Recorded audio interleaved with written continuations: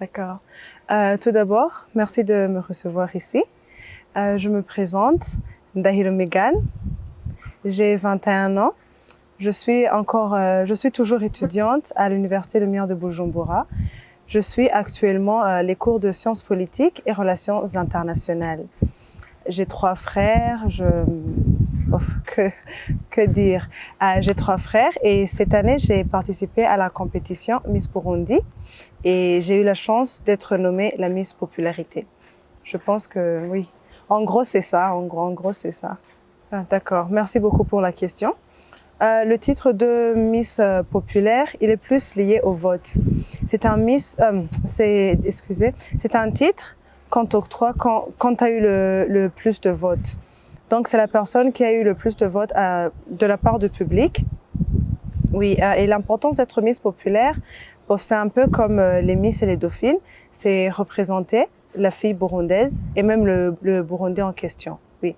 Mais le titre Miss Populaire, c'est à cause des votes, les votes du public. Donc, celle qui a le plus de votes du public, c'est elle qui devient la Miss Populaire. L'idée m'est venue, ça fait de cela 3 ans. J'ai toujours voulu participer, mais j'avais un peu peur. Et je n'avais pas cette confiance en moi pour me dire, je peux aller participer avec plus de 10 filles et aller dans une compétition de beauté et d'intelligence. Mais cette année, quand même, je me suis dit, je vais pas passer 3 ans à vouloir quelque chose et laisser la peur m'empêcher d'atteindre mon objectif. Donc, je me suis dit, je n'ai rien à perdre, je vais y aller et tenter ma chance parce que j'avais un projet qui me tenait à cœur.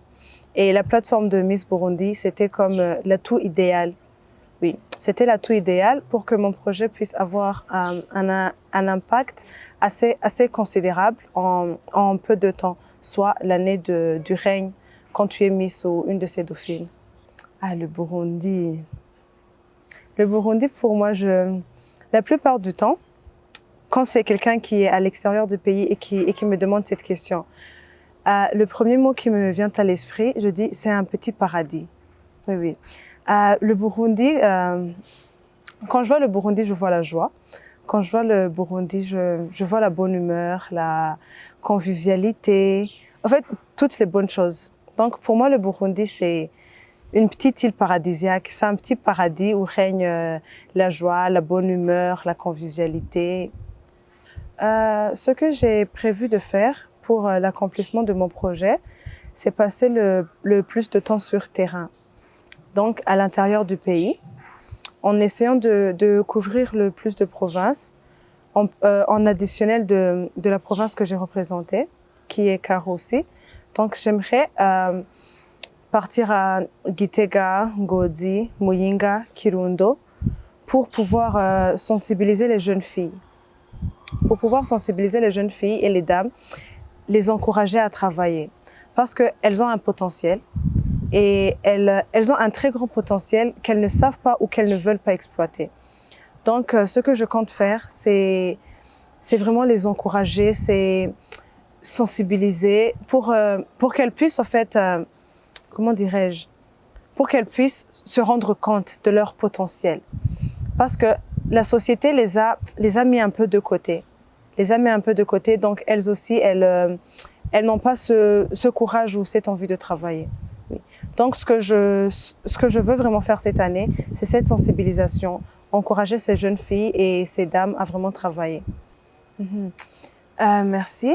Ah oui, les financements sont vraiment nécessaires. Les financements sont vraiment nécessaires, mais avec ce que j'ai déjà obtenu jusque-là, je peux commencer par ma province, Karusi, et peut-être une province voisine, comme Gitega.